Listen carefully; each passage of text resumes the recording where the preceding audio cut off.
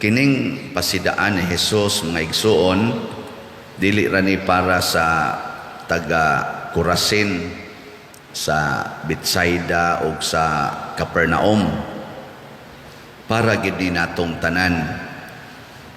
Kanabang ang gustos Ginoo nga kung makasinati gani tag mga grasya, milagro man or unsa diha natural nga kalampusan, ato gyung isipon nga kini pasidaan sa Ginoo nga naa siya, nga siya maayo, nga siya naghatag natog mga maayong butang.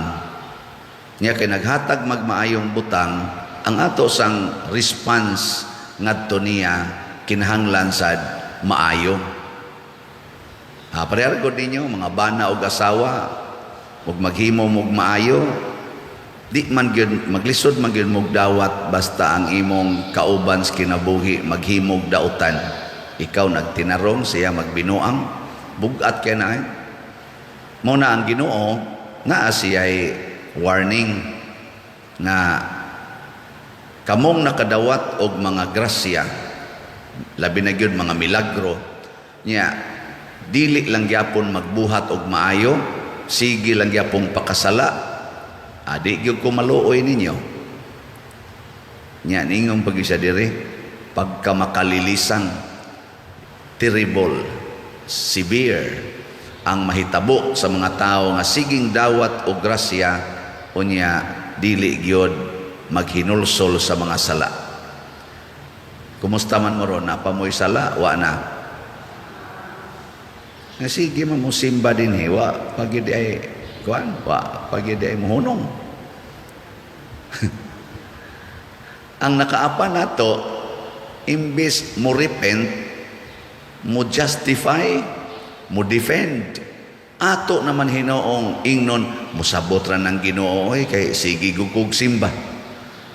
Naingon ako 20 na katuig silang gatipon kay pulos mga minyo niya. Pag-ingulan ako, Pader, sige mamigsimba, di lang may mga lawat musabot sa tingin Ginoo, Pader, kay nagbinuutan man mi, pero wag yun sila magbuwag, tipon lang yapon sila, o mas like kasal. Naku, di na musabot ang Ginoo. Niingon pa gani siya, mas grabe pa Hinoon ang silot o niya ninyo.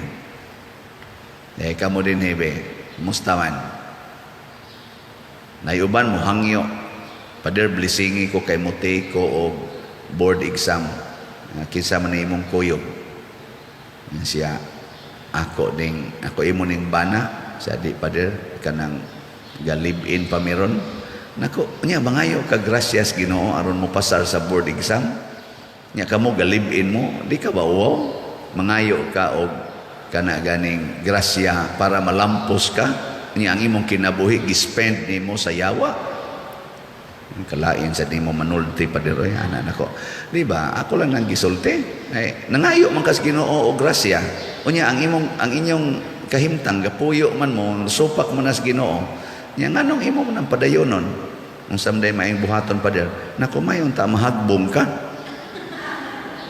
Siya ayaw sad Pader, aksyon na siya hilak. Nya akong giingnan, nindot gyud ikaw Brad, ang inanton akong laki, holding hands ra bagid sila, kay sweet kay ba na ibog sa nun ko gamay ato holding hands. Nya ingon ako, ikaw ayaw nigdadas impierno, pagbuwag mo puyo, ayaw na mo pag sigig close o nya wa na sad ng sexual activity. Nya humandayon liho ka inyong kasal, mupasar man o ma-failure, liho ka ang inyong kasal. Aron na kung mupasar, inigdawat ninyo sa grasya nga ni pasar sa board exam, nindot na sa inyong kahimtang. Ano ba? Kanang pahaom-haom ba? Ayaw na unya-unya. Ayaw na ka ng mga buda-buda diha, ka ng mga unsa pa na diha, mga hikay-hikay. Ang importante, madawat ninyo ang sakramento. Maunay gitawag mga igsoon og paningkamot sa pagbiya sa sala. Kini si San Jeronimo, akong gibasa-basa sa Google, nindot kay karon no, kay mga santos ba pwede na to basahon lang kinabuhi dias Google. Di na ta kinahanglan mo adto pas library, gawas og maghimo gitag extensive na study. Pero kana mga basic ba nga background, na-impress ko kay kanina si St. Jerome, palauyab sa day kay ni siya. Nya dili pag yun palauyab, natong batanon pa siya, bagas study pa siya sa philosophy, theology, bright kay ni siya. Ni-engage gid siya mga sexual activities. Kay mo may uso sa una. Karon uso pa ba na karon? Ni samoto.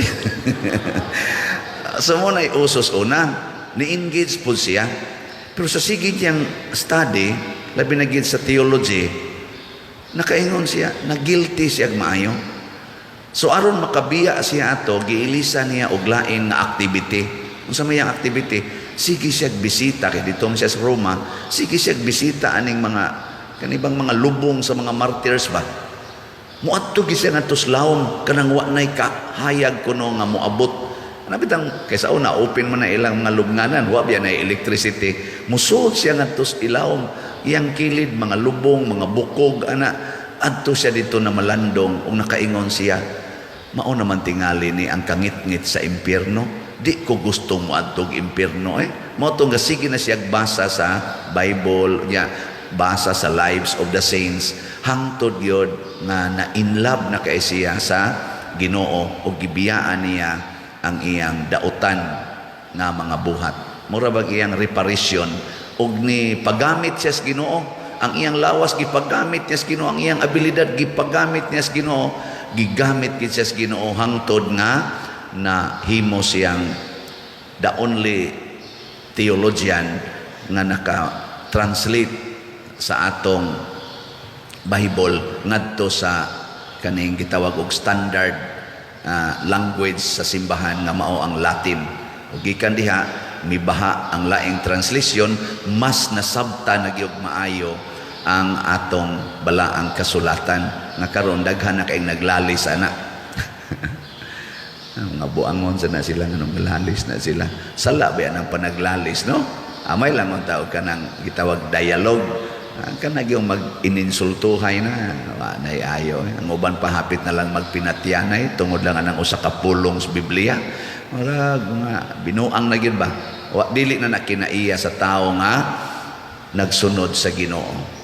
Sa atong unang pagbasa, gihisgutan din nga si Job, daghan kay siya gisulti ngadto sa Ginoo tungod sa mga kasakit nga iyang naagian. Siya pagkatarong nako nganong nahitabo man daghan kay siya nagreklamo.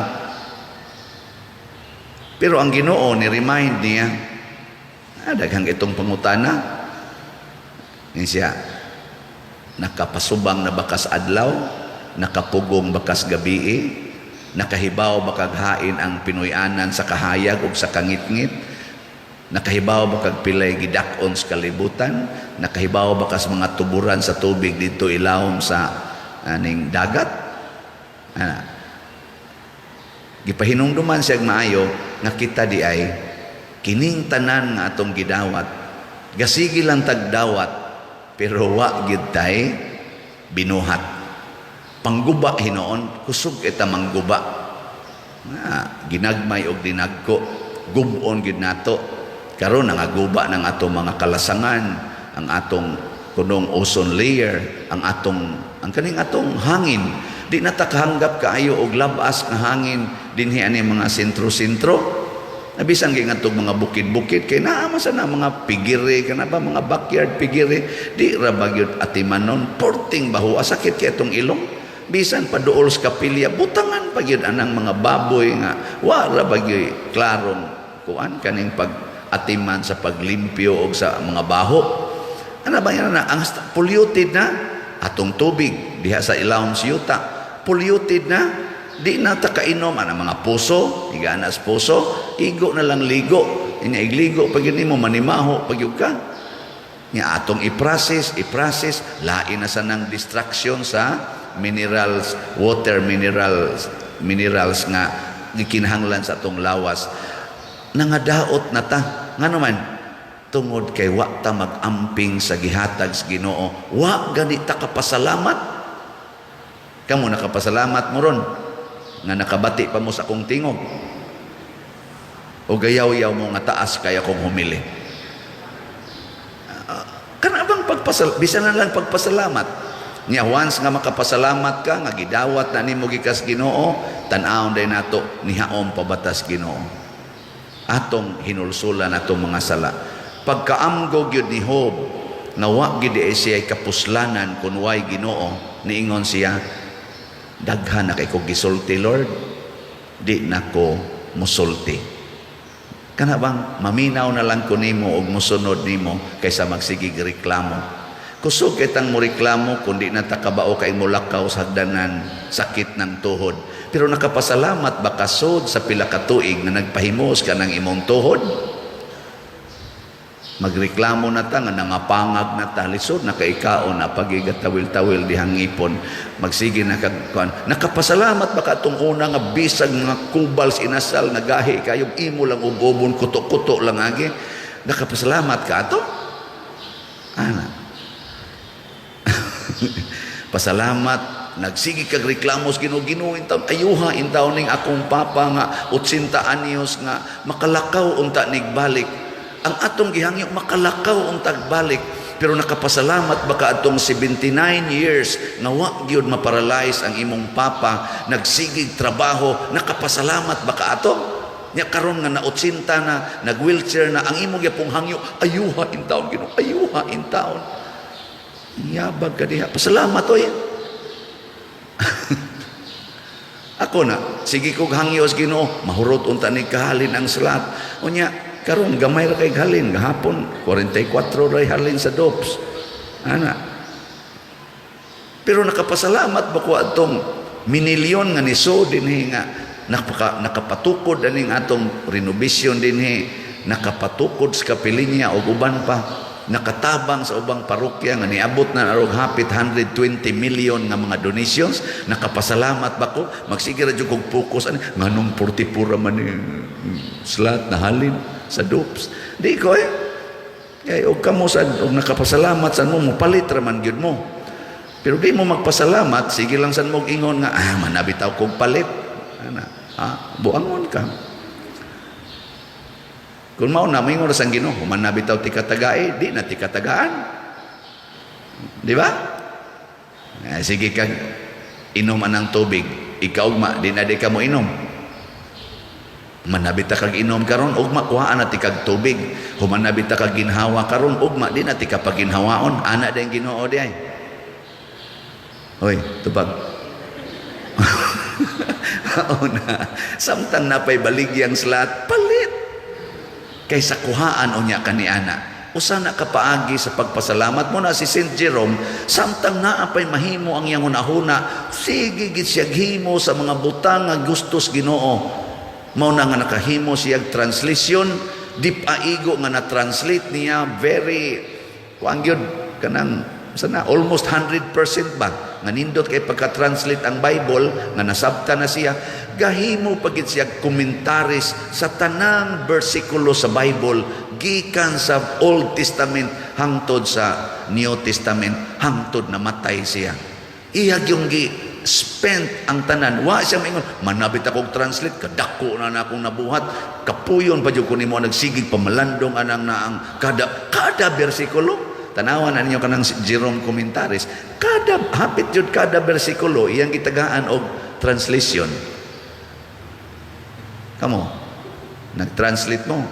Bisag usa lang ka libro, pananglitan, kanang gibutang ni, so ay ninyong translate ha, sa inyong kinabuhi, assignment ni, Matthew chapter 5, verses 1 to 12. Assignment na ninyo. Ugma, ug makatranslate mo ana sa inyong kinabuhi, labi na gyud Cebuano nga pinulungan. Ano nam sa nay Cebuano? Kana bang paghatag og komentary ba, paghatag og pamalandong sa matag bersikulo ana. Matthew chapter 5 verses 1 to 12. Ang makahimo ana og komentary or pamalandong ugma or bisag butang talang Domingo kana langit siguro mo ana. Sige na sa duko-duko sa assignment oy. Translate na lang dapat dito oy, ika na lahi mo pamalandong. Usahay sige lang tang paminaw, puno na kita muawas unsa may maayong buhaton, ipaambit buhata aron mahurot. Para gud ang imong energy, sige lang ligid-ligid diha, tapulan kay kastanan, sige lang ligid-ligid. Unsa may tabo sa imong lawas, mudako og maayo hangtod masakit ka. Pero gamita, idagan, itrabaho, ana, di ba ini kataod-tauran, kao na sa gagmayo, trabaho na sa ada na, makuan, balansi yun. Di ba? Muna kamo siging simba, siging dawat anang sweldo, siging dawat anang ginansya, di yun mo palit og slot. Kanang, unsa man na inyo patubuon, para unsa man, para sunugon kas impierno, matud pa diri ni Kristo, ikaw Kapernaum, imong gipatubo ang imong kaugalingon hangtod mo sangko kas langit, ibanlod hinoon ka ngadto sa impierno. Nindog tan.